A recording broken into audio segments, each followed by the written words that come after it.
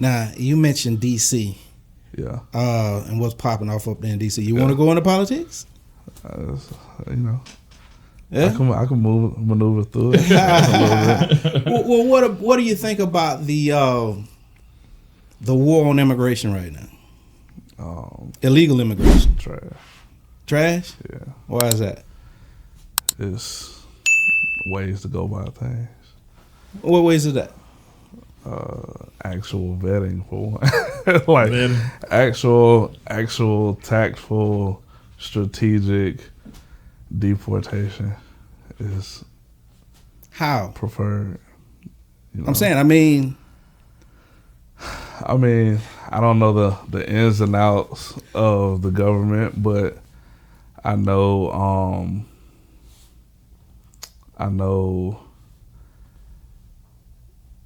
pulling up to people's hearings and snatching them up and deportating them. When you're dealing with someone that don't want to be caught, how would you go about doing that, though? I mean, it's ways to do it. We've done it in the past. Like we've done it in the past. I mean, it's you wait for them to break a law or something. But if we're being realistic, waiting for them to break a law is really like a traffic citation. So if we're being honest, because hate to go to the statistics, but they commit like 1% of the crime in the country. So it ain't like they out here wilding out. Yeah. So waiting on them to commit a traffic stop or someone to actually have valid information to whether this person is here illegally versus it's a lot of profiling and stuff going on right now. Like it's American citizens that have been detained more than once by ICE, and now I think it's a guy in Alabama who just filed a class action lawsuit. So he got detained twice. Do you think that mass deportation is something that needs to happen? Mass? Nah. Not mass. Because mass just means what they're doing now. And there's a lot of profiling. And, like, again, it's too sloppy, is what you're saying. Yeah, it's very sloppy. And, like I said, they're going to immigration hearings. And, these people are actively doing this the right way. Going through the process, yeah. And y'all snatching them up and detaining them. But what if you didn't come in the country the right way? I mean, what way is that? Because I think a lot of people have that mixed up. I think a lot of people think,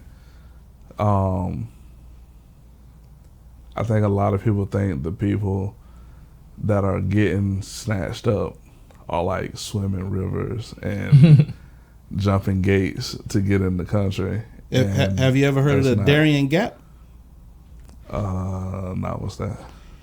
That's like some of the most treacherous land that a lot of these immigrants have to traverse. To get here. And I mean, that's where a lot of the unalivings and things like that, a lot of the what happen in those trafficking and all that stuff areas. So, which I can understand that, but I think of the people that are coming in, that may be like less than 5%. You remember those migrant caravans? Yeah. I mean, when you just had like just a whole mass of people. I get that. Just coming into the country. I'm not even disputing that happened. Right. You know what I mean? I'm thinking the average American thinks that's how every illegal person comes in. That's my understanding of it. Because when you talk to people and you break down the nuance, like, do people come in that way? Absolutely. Other people come in because their students didn't get a visa renewed. That's true. They were working. 100% true. Right. Yeah. They were working. Didn't it's get a lot of visa people renewed. like that. Yeah. They were traveling, got stuck. Like, that's, I would say more than 70% of the people that come in that way. Mm-hmm. Some people come in because they were trafficked by Americans and by, you know. How does mass immigration help black people? How does mass immigration help black people? Besides the obvious of making things cheaper for us, they improve labor. Like labor statistics as far as unemployment rates and all that stuff. They help wages go up in certain places. I just had one on the tip of my tongue.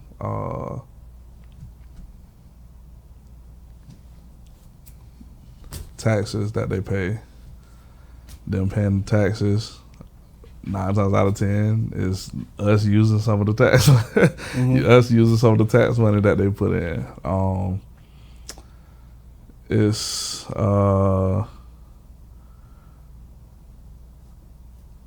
So you think mass immigration helps with black unemployment? I think so. How? With mass importation, immigration. Yeah, immigration. Mm-hmm. I think, and this may be some nuance to this too, but I think it has allowed us to search for better employment.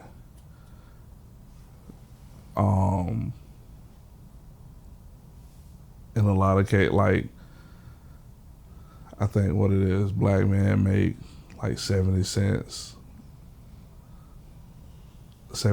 less to the dollar of what, you know, white men make or something like that.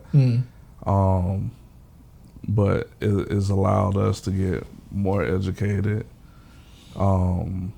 start businesses, and that type of thing, which I think leads to higher employment rates. I think it leads to us being more educated and getting better jobs. Better jobs? In some cases. Oh, okay. In some cases, not all cases. Now, how do you identify politically, if you don't mind me asking?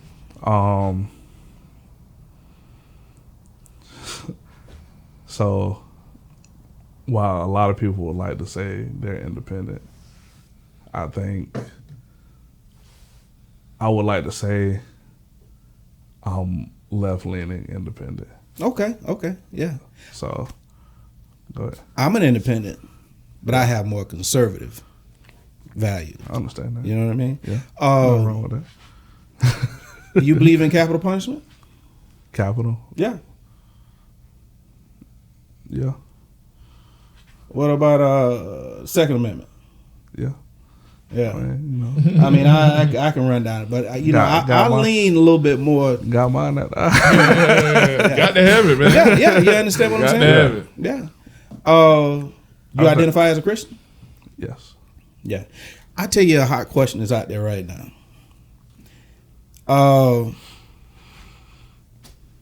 Can a Christian be a Democrat? Yes. What? Yeah, that was a question. Yeah, man, get out of here. That's an actual. Yeah. Even if you look even if you look in the comment section. Yeah.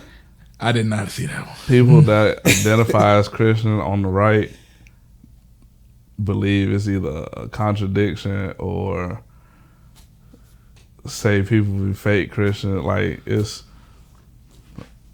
crazy. That's wild, man. That's wild. Yeah. I did not know that. Okay. I absolutely believe Christians can be Democrats. Oh, okay. Now, I'm going to go ahead and assume that you didn't vote for the Teflon Don that's up in there right now. Of course not. Yeah. What about Kamala's policies that you liked? That I liked? Yeah. Well, one, being an active person looking to buy a home, that $25,000 tax credit would have helped. Oh, okay. And that $10,000 tax on the back end of actually having a home would have helped. her plan specifically for black men would have helped me, because me being a parent now with thoughts of actually getting into education and becoming a teacher would have helped me. Mm-hmm. Also probably would have helped me as a business owner. Mm-hmm. What else? Her putting her policy for the price gouging would have helped. Which I don't think it would have been an actual gouge. I think it would have been like, it would have had to match like inflation rates or something like that. Okay. So, you free to raise your prices how you want to, but like, if inflation is up and you raise them for inflation, when inflation come back down, like, you can't just keep your prices up. Like, got it dropping. That don't make sense. So, I think those were the ones that were, I think, important to me, me personally. As a man married to a woman, women's rights and all that stuff would have definitely been helpful and important, especially since I plan on expanding my family. But, in the times we in now, it's not necessarily viable to do that. Yeah. So, that's why. Now, people took issue with the way she worded that about the housing. You remember that? About the $25,000? Yeah. It was first generation home buyers. Okay. Wasn't necessarily, for anything else. She was very specific about what she was saying. You know what I mean? Because she was more trying to help immigrants get their first home. And that's the way a lot of people kind of, received that, what she was saying. Because that's exactly what she said. First generation, I think it was. I think I remember that. Yeah. But I think I think in our community it's like less than 40% of, not less than 40%. I think it's like, I forget which way it flipped, but not a lot of us own homes. Mm-hmm. That's true. So it would have helped us anyway. If we qualified for it. Because she was very specific in what she said. Yeah. Because, first time, Yeah. Versus first generation. You was very specific to say what you were saying, for her to say what she was saying. So that's why a lot of people took issue with that. You know what I mean? A lot of black people took issue with that. I can understand that. I have to look into it a little more, How do you identify ethnically? I'm going to assume black man, right? Mm-hmm. Okay. What is the collective black agenda? What do we want? I don't think we have a collective black agenda. You think we need one?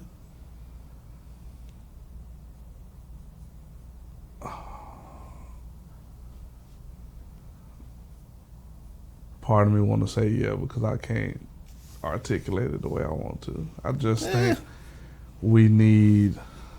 There you go, because that was going to be my next question. What would it be if we had one? We need a foundation of what direction we want to go in. Without a doubt. We need the consistency, the discipline, and the support to go in that direction. Mm-hmm.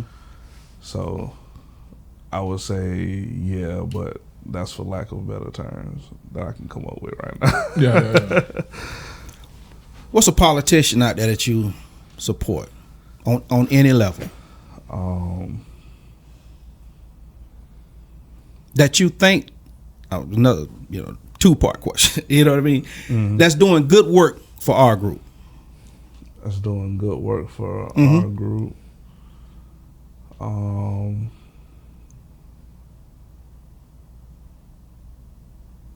Already, that's a shame. Hard to find somebody. Because I say that because I'm being, it's taking as long as I'm trying to be objective too. Jasmine Crockett. I like Jasmine. What you like about Jasmine? Let's just stay right there for a minute. What you like about Jasmine? I like her fight. For? Just her pushback. For? Why you say for? I like her pushback against the misinformation that may come from the other side. Okay. All right. That's fair.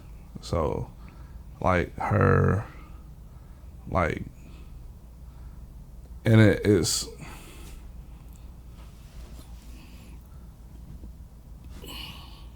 and because I haven't like looked more into them, just seeing that they push back against the stuff that's like blatantly wrong that's being said is why I like these people right now. But crazy enough, it's her, AOC, and Gavin. I like Pete Buttigieg too.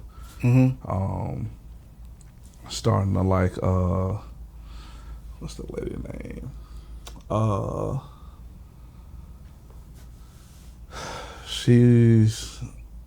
I forget where she's from too, but she's one of the most vocal ones about the Epstein files. I forget her name. Is it the Somali woman up there in Minnesota? Not her. It's a white lady. I can't think of her name. I can't think of it either.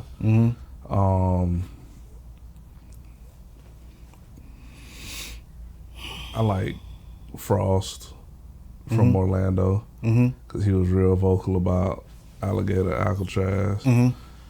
I like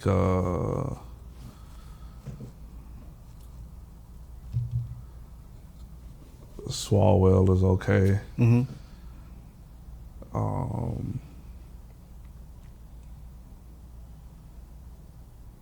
I think that's all I can think of. The ones, it's some folks in Texas, but I don't think they're federal, like Congress folks. I think they're state Congress people. But what benefits has any of the people that you name brought to our group?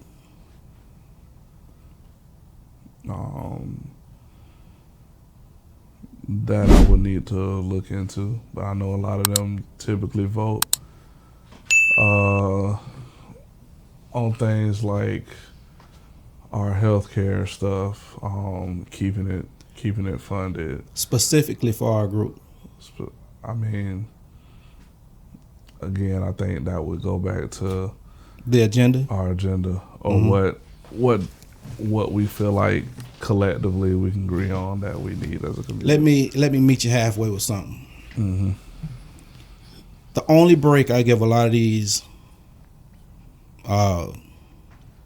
politicians that's out there right now, is that you really can't do anything for us because there's nothing collectively that we're asking for other than reparations. Do you believe that we'll ever get reparations? And is there anybody out there that you know of that's pushing reparations? That's not just for support and just for sound bites. Somebody that's actually putting together something. That's one of their grievances. Not that I know that's actively pushing it, but I think at the same time, we can't agree on who gets it, and that's true. Yeah. Well, that's part of the delineation movement. You heard about that one? A little bit. Yeah. Where now we are. I think it's someone FBAs and ADOS, depending on who you like. If you like Yvette Connell you are ADOS, if you like FBA, you down with Tariq Nasheed and that crowd. You know what I mean? Okay. I need to look into that. So it's something stupid. That's that whole delineation movement. Yeah. Is basically saying that we are foundational Black Americans. Right. And we are separating ourselves from Caribbeans, people from the right. You know what I mean? So when it comes to reparations, you're speaking to us, not them. This may be a crazy take, but I feel like all of that needs to be up under that umbrella of reparations for the simple fact of while we actively need it, I feel like maybe not those of the diaspora, but the places deserve something because pulling us from there ultimately something like Africa and other places. Mm-hmm. Yeah. But let me ask you pulling us from there ultimately hurt them. Let me ask you this, KG. Now, I asked this to, a couple of my kinfolks. I said, now, what if we do all this about reparations, which is silly, and it goes its route? What if they deep dive into each one of us and find out that 50% Americans are not descended of the actual slaves that was enslaved? You ain't getting reparations then. Right. You're not getting it just because you're Black. For that, I would have did my ancestry. I would have did my ancestry just not only for like that, because I think the joke I was telling people was like, when they go to hand in the mouth, I want to make sure I could be in line. Yeah. But I wanted to see for myself like where my family came from and all that good stuff. Reparations is the only topic, collective thought amongst our group. Black, yeah. You understand what I'm saying? Which is sad. Now, do you think you will see reparations in your lifetime? Being optimistic. No, be realistic. Possibly. Being realistic, I don't know. Yeah. What politician is advocating for reparations?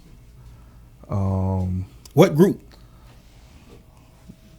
One with a platform that I've come across off the top of my head, I don't know. I can't think of a name. And I'm pretty sure. I think most of them are in like. But I think it's a sham. I was gonna help you out. Oh man, what's her name? Beautiful, tall. She bald headed. I know you're talking about. I can't think of her name right now. She usually go on CNN a lot. I think it's a sham though. I think it's just, this is something that she's pushing to gather support. You know what I mean, for people that's going to buy into that. You know what I mean? It could be. I mean, right now, our political landscape, if you being truly objective, kind of got you side-eyeing everybody. Mm-hmm. If you're being objective and you being intellectually honest, in my mind, both definitely have faults. What you talking about? Political groups? Political groups. Mm-hmm. And the third parties have no organization, or the things that they're doing aren't really leading to what they're trying to. It's not, the things that they're doing aren't leading them to be taken seriously, because I don't forget the party that Stein is in, but like, y'all don't even have local officials, state officials, and you just pop out every time the presidency come up. It's other groups that have state and local officials in some states. But things like money is holding those parties back from being able to contend with the major two. Yeah. I think while the left has its issues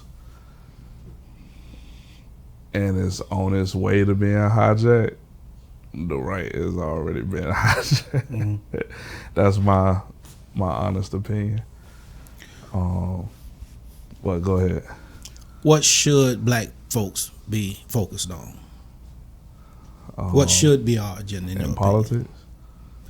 What should be our collective agenda? What should we be focused on? What's the most important thing in your... my most important thing is history, education, and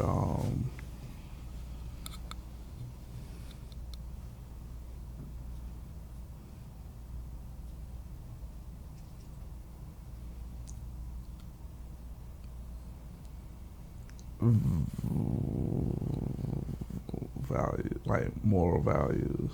Are you talking about just education wise, as far as like in school, or just in general? Like what you just said, like in general. Reason I asked that because a lot about what me and Fox be trying to get at with, we believe the youth. We got to get with the youth. We got to educate them. We got to point them in the right direction. We got to be intentional. Yeah. And for us being so much trouble, we need to focus somewhere. When I say education, I mean the math, the science, reading, writing, like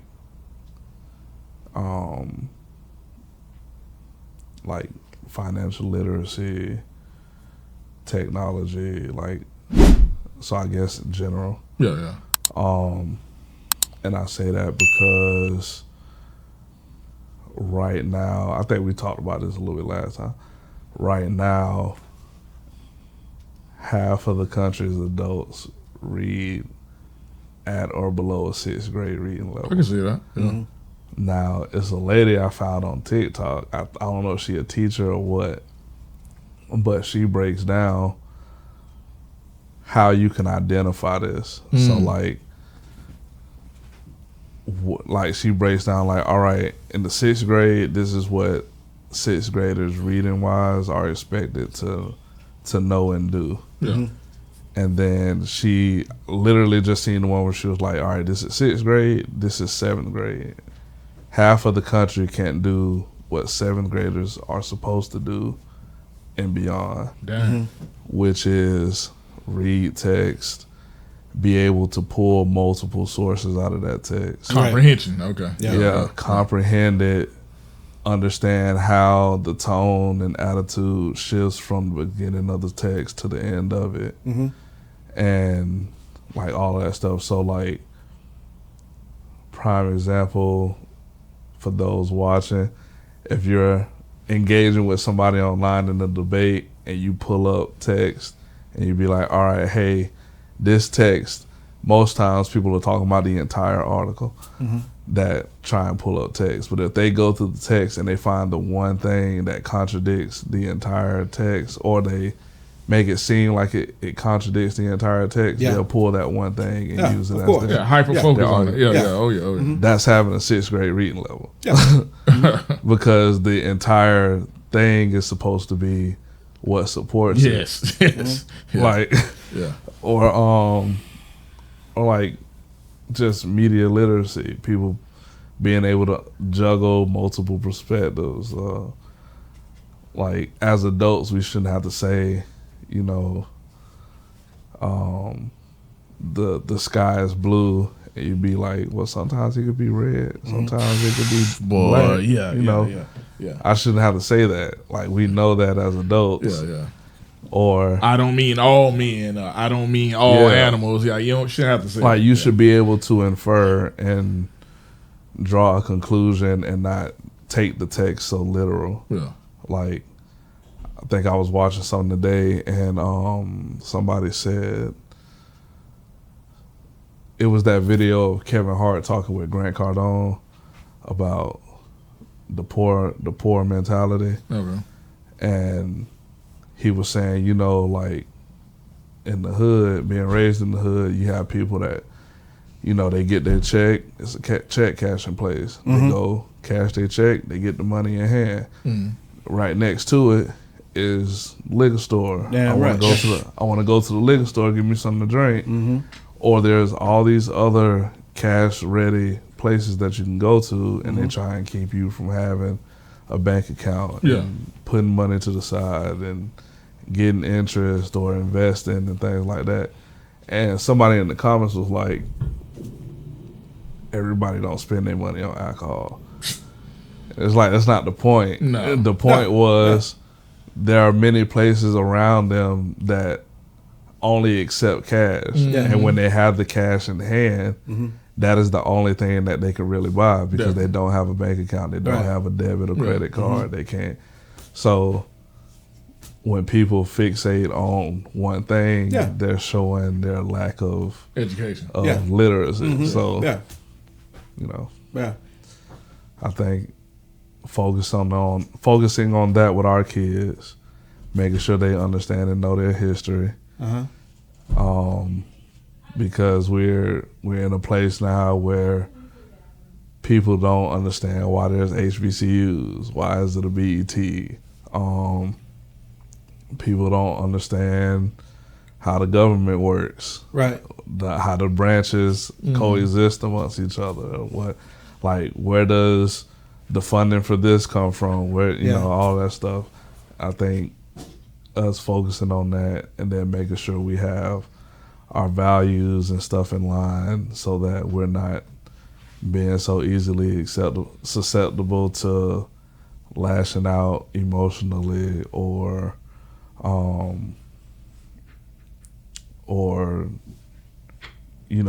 feeling like we gotta lean towards committing crimes or all of that stuff to make a living. And I think that's just a lack of knowledge and exposure, not necessarily due to how some people like to believe it's nature and genetics. Right. Yeah. When life switched to sports mode, hold it in the road. When you get so mad you can explode, hold it in the road. Bro, just stay focused on your goal. Don't let them crack the mold. The finish line straight ahead, bro. Hold it in the road. When life switched to sports mode, hold it in the road.